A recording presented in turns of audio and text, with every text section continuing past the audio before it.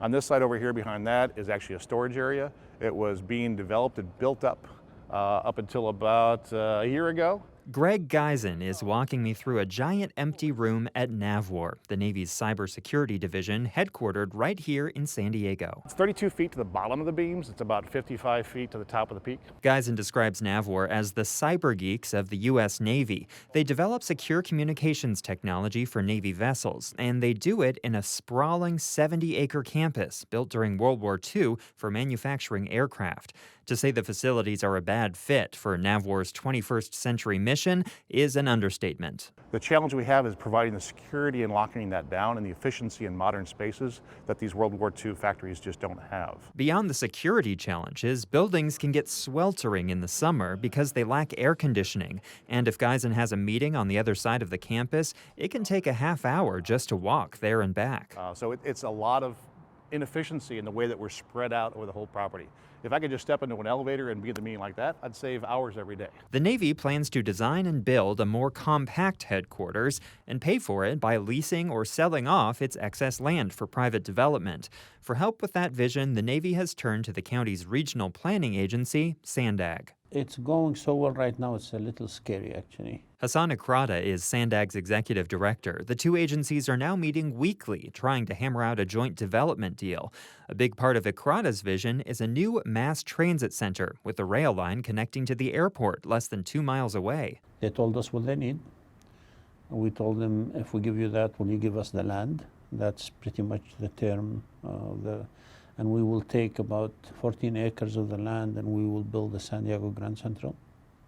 And we'll open the rest of it to private development. Ikrada says the addition of a new transit center could kickstart the revitalization of the Midway District, which is plagued by blight.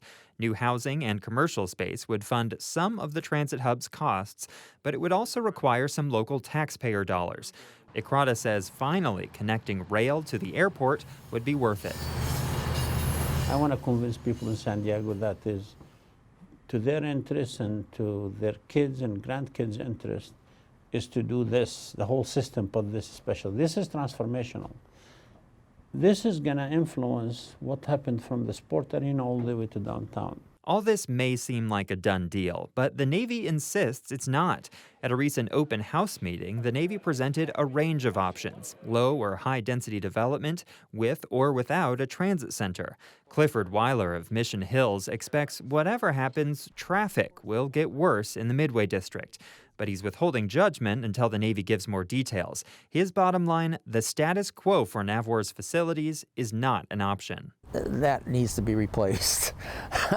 It looks nice on the outside, the skeleton looks beautiful, but the inside is deteriorating and needs to be replaced. This is modular furniture.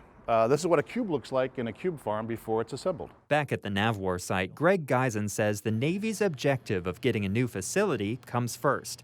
But if they can help out with other regional goals, like building more housing and improving public transit, even better. A lot of good thinking by a lot of good people put a lot of combined issues together, and we might have a viable and makes sense solution, which doesn't often happen in local and federal government, that things just kind of make sense. After its environmental review, the Navy says it plans to make a final decision on what to do with its land before the end of the year.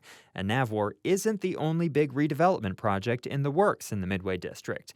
Tune in tomorrow for a deep dive into how this languishing neighborhood could be on the verge of a building boom. Andrew Bowen, KPBS News.